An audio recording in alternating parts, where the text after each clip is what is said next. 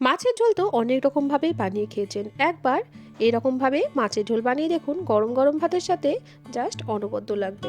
নমস্কার বন্ধুরা, Prius cooking হাবে সবাইকে স্বাগত জানাই। আমি এখানে 6 পিস মাছ নিয়ে নিয়েছি, আর এখানে দেখুন নিয়েছি বেসন। তো আমি এখানে বেসনটা মাছের ওপরে দিয়ে দিচ্ছি, আর এখানে 1.5 চামচ বেসনের ব্যবহার করেছি। আপনারা মাছের পরিমাণটা যেরকম নেবেন তো সেই অনুযায়ী বেসনটা কমিয়ে বা বাড়িয়ে নিতে পারেন। এবার এর মধ্যে দিয়ে দিচ্ছি প্রয়োজন মতো হলুদ গুঁড়ো, আর দিয়ে দিচ্ছি খুব সামান্য একটু লবণ। ওই মাছ ভাজতে যতটুকুনি লবণ লাগে সেরকম দিয়ে দিলাম, আর হাফ চামচেরও একটু কম দিয়ে দিলাম কাশ্মীরি লঙ্কার গুঁড়ো। এবার ওপর থেকে হাফ চামচ মতো লেবুর রস আমি এখানে দিয়ে দিচ্ছি। সব উপকরণগুলোকে মাছের মধ্যে খুব ভালোভাবে একটু মাখিয়ে দিতে হবে। এভাবে ম্যারিনেট করে কিন্তু মাছটাকে 10 মিনিট মতো রেস্টে রেখে দিতে হবে। এভাবে একবার মাছকে ম্যারিনেট করে ভেজে দেখবেন, খেতে কিন্তু ভীষণ ভালো লাগে। অনেক সময় মাছ ভাজতে গেলে মাছ ভেঙে যায়, মাছ কিন্তু একটাও ভেঙে যাবে না, আর শুধু মাছ ভাজাটা খেতেও দুর্দান্ত লাগবে। আর এভাবে একবার অবশ্যই ট্রাই করে দেখবেন। তো রেসিপিটা সম্পূর্ণটা দেখুন, আশা করছি আপনাদের আজকের রেসিপিটাও ভীষণ ভালো লাগবে। এবার এটাকে 10 মিনিটের জন্য রেস্টে রেখে দেবো, আর ওইদিকে একটা মশলা বানিয়ে নেব। তো তার জন্য আমি এখানে নিয়ে নিয়েছি অনেক কটা রসুন। এখানে প্রায় 8-10 কোয়া মতো রসুন আছে, আর খুব অল্প একটু আদার টুকরো নিয়েছি, আর নিয়ে নিয়েছি ঝালের জন্য 3টে কাঁচা লঙ্কা আর একটা শুকনো লঙ্কা। এটাকে একদম মিহি করে বেটে নিয়ে আমি চলে আসছি। এবার এই বাটা মশলার মধ্যে দিয়ে দেবো কিছু গুঁড়ো মশলা। 1 চামচ দিলাম হলুদ গুঁড়ো, 1 চামচ দিচ্ছি ধনে গুঁড়ো, আর ওই চামচেরই 1 চামচ দিয়ে দেবো জিরে গুঁড়ো। এবার শুকনো মশলাগুলোকে এই বাটা মশলার মধ্যে ভালো করে মিশিয়ে দিচ্ছি। এভাবে যদি শুকনো মশলা এভাবে একটু জলের মধ্যে মিশিয়ে রেখে দেন বা বাটা মশলার মধ্যে মিশিয়ে রেখে দেন, তাহলে কিন্তু রান্নার টেস্ট দুর্দান্ত হয়। তো এটাকে আমি এক সাইডে রেখে দেবো। তো এইদিকে মাছগুলো ভেজে নেবো। তো 10 মিনিট আমার মাছটাকে রেস্টে রাখা হয়ে গেছে। আমি এবার কড়াইয়ে বেশ কিছুটা তেল দিয়ে গরম করে নিয়েছি। তেল যখন ধোঁয়া ওঠা গরম হয়ে যাবে, যখন ওভারহিট হবে, তখনই কিন্তু মাছগুলো দিতে হবে, না হলে কিন্তু মাছগুলো তেলের মধ্যে আটকে যাবে, তখন মাছগুলো কিন্তু ভালো ভাজা হবে না। তো তেলটা দেখুন ধোঁয়া ওঠা গরম হয়ে গেছে। এবার আমি একটা একটা করে মাছ দিয়ে দিচ্ছি। একসঙ্গে সব মাছগুলো আমার ভাজা যাবে না, তো আমি মাছটাকে 2 ব্যাচে ভেজে নেব। আর মাছটা খুব বেশি কড়া করে ভাজবো না। তো দেখুন মাছটার একটা পিঠ হয়ে গেছে। মাছটা কিন্তু একদমই তেলের সাথে লেগে যায়নি, মানে কড়াইয়ে একদম চিটে লেগে যায় যেটা, সেটা কিন্তু হয়নি। এরকমভাবে ভাজলে কিন্তু মাছটা সুন্দরভাবে ভাজা হবে। আর এরকমভাবে একবার ম্যারিনেট করে মাছ ভেজে দেখবেন, মাছ ভাজাটা খেতেও কিন্তু খুবই ভালো লাগে। এখানে একটু সাইড করে আর একটা মাছও আমি দিয়ে দিলাম। তো এভাবে উল্টে পাল্টে মাছগুলোকে সুন্দর করে ভেজে আমি তুলে নিচ্ছি। তো এই মাছগুলো আমার ভাজা হয়ে গেছে। তো এই মাছগুলোকে আমি তুলে নিচ্ছি।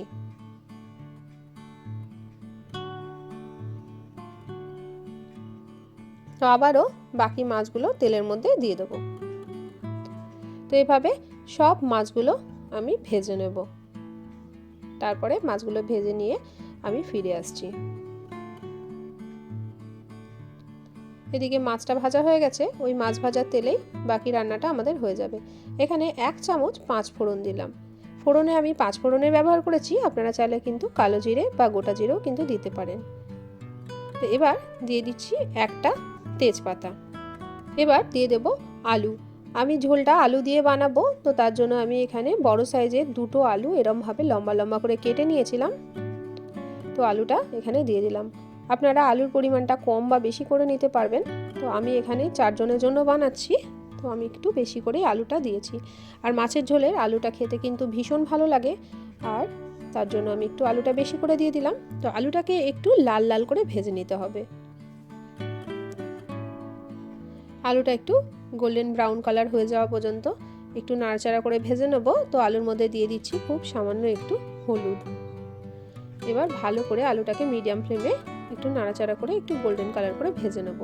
আজকে যারা প্রথমবার আমার চ্যানেলে এসেছেন, আমার রেসিপি ভালো লাগলে আমার চ্যানেলটিকে সাবস্ক্রাইব করে পাশে থাকার অনুরোধ রইল। পাশে থাকা বেল বাটনটিকে প্রেস করে অল নোটিফিকেশনটা অন করে রাখবেন, যাতে নিত্য নতুন কোনো রেসিপি দিলে সবার আগে আপনাদের কাছে নোটিফিকেশন পৌঁছে যায়। তো দেখুন বন্ধুরা, আলুটা কিন্তু সুন্দরভাবে ভাজা হয়ে গেছে, একটা গোল্ডেন কালার চলে এসেছে। আলুটাকে আমি আর তেল থেকে তুলছি না, তেলে এদিকে একটা সাইড করে দিলাম। তো আর একটা সাইডে দেখুন দিয়ে দিলাম একটা বড় সাইজের পেঁয়াজ। আমি একদম ছোট ছোট করে কুচি করে নিয়েছি। আমি এখানে পেঁয়াজ বাটার ব্যবহার করব না, আমি এখানে পেঁয়াজ কুচি দিয়ে দিচ্ছি। তো পেঁয়াজ কুচিটাকেও একটু নাড়াচাড়া করে একটু ভাজা ভাজা করে নেবো। একদম বেশি লালচে করে ভাজবো না, জাস্ট পেঁয়াজটাকে একটু ভাজা ভাজা করে নেবো, পেঁয়াজের কাঁচা গন্ধটা চলে যাওয়া পর্যন্ত।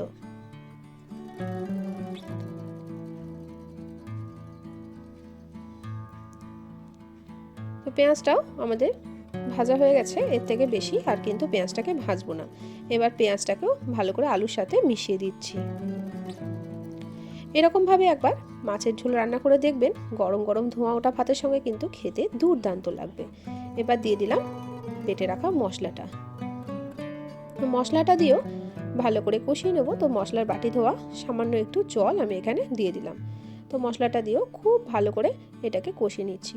আলুটা যেহেতু ভেজে ব্যবহার করেছি, তো আলুটা কিন্তু প্রায় 60% মতো সেদ্ধ হয়ে আছে, আর এখানে কষতে কষতেই কিন্তু আলুটাও সেদ্ধ হয়ে যাবে। তো যে কোনো রান্না একটু কষিয়ে কষিয়ে করলে খেতে কিন্তু ভীষণ ভালো লাগে। তেমনি এই মাছের ঝোলটাও আমি একটু লো ফ্লেমে রেখে একটু কষিয়ে কষিয়ে রান্না করে নেবো। তো গ্যাসের ফ্লেমটা একদম লোতে রেখে ভালো করে কষিয়ে নিয়েছি। তো এবার দিয়ে দিলাম একটা মাঝারি সাইজের টমেটো। যেহেতু এখন শীতের টমেটো আর বেশ পাকা টমেটো, তো তার জন্য আমি এটা শেষে অ্যাড করলাম। টমেটোটা সুন্দরভাবে কিন্তু গলে যাবে। আপনারা চাইলে এখানে টমেটো পিউরিরও ব্যবহার করতে পারেন, আবার যখন মশলাটা কষছিলাম প্রথমের দিকে তখনও কিন্তু টমেটোটা দিয়ে দিতে পারেন। তো আমি এটা শেষে অ্যাড করলাম। টমেটোটা দিয়ে দিচ্ছি স্বাদ অনুযায়ী লবণ। মাছটা ভাজার সময় কিন্তু লবণ আমরা ব্যবহার করেছি, সেই অনুপাতে বুঝে এখানে লবণটা ব্যবহার করবেন। লবণটা দিয়েও ভালো করে একটু নাড়াচাড়া করে নিচ্ছি। আর আপনাদেরকে দেখিয়ে দিলাম আলুটা কিন্তু সেদ্ধ হয়ে গেছে। তো টমেটোটা একটু নাড়াচাড়া করে টমেটোটা একটু সেদ্ধ হয়ে যাবে। এটা আমাদের সুন্দরভাবে কষানো হয়ে গেছে, আর এদিকে টমেটোটাও কিন্তু সুন্দরভাবে সেদ্ধ হয়ে গেছে। এবার দিয়ে দেবো এখানে জল। এখানে 1 কাপ জল আমি দিয়ে দিচ্ছি। যেহেতু দুপুরবেলায় ভাতের সঙ্গে খাবো, আমি একটু জলের পরিমাণটা বেশি দিলাম। এই রান্নাটা একটু ঝোল ঝোল হবে, খেতে কিন্তু ভীষণ ভালো লাগবে। তো জলটা দিয়ে ভালো করে একবার ফুটিয়ে নেব। ফুটিয়ে নিয়েই কিন্তু মাছগুলো আমি দিয়ে দেবো। আমি দুঃখিত বন্ধুরা, সেই সময় আমার ক্যামেরাটা বন্ধ হয়ে গেছিলো, তো যার জন্য আপনাদেরকে মাছটা দেখাতে পারলাম না। তো মাছটা দিয়েও আমি আরও 1.5 থেকে 2 মিনিট মতো ফুটিয়ে নিয়েছি, আর ওপর থেকে দিয়ে দিয়েছি 3টে চেরা কাঁচা লঙ্কা। তো দেখুন মাছটা সুন্দরভাবে ফুটে গেছে আর ওপর থেকে তেল ছেড়ে গেছে, তখনই কিন্তু গ্যাসের ফ্লেমটা আমি বন্ধ করে দিলাম। তো মাছের ঝোলটা এখানে আমাদের রেডি হয়ে গেল। তো আমি ভীষণ দুঃখিত, আমার ক্যামেরাটা বন্ধ হয়ে যাওয়ার জন্য আমি আপনাদেরকে মাছ দেওয়াটা দেখাতে পারলাম না। তো এভাবে দেখুন আমার মাছের ঝোলটা একটু স্ট্যান্ডিং টাইমে রেখে দিয়েছিলাম। তো তারপরে গরম গরম ভাতের সাথে এবার পরিবেশন করব। তো আজকের রেসিপিটা কেমন লাগলো অবশ্যই আমাকে কমেন্ট করে জানাবেন। আমার চ্যানেলে নতুন বন্ধু হয়ে থাকলে চ্যানেলটিকে সাবস্ক্রাইব করে পাশে থাকতে ভুলবেন না বন্ধুরা। রেসিপি ভালো লাগলে প্রিয়জনদের সঙ্গে কিন্তু শেয়ার করবেন। আজকের মতো আসি, দেখা হবে অন্যদিন অন্য একটা রেসিপির সাথে। সবাই ভালো থাকবেন, সুস্থ থাকবেন। রেসিপিটি দেখার জন্য অসংখ্য ধন্যবাদ।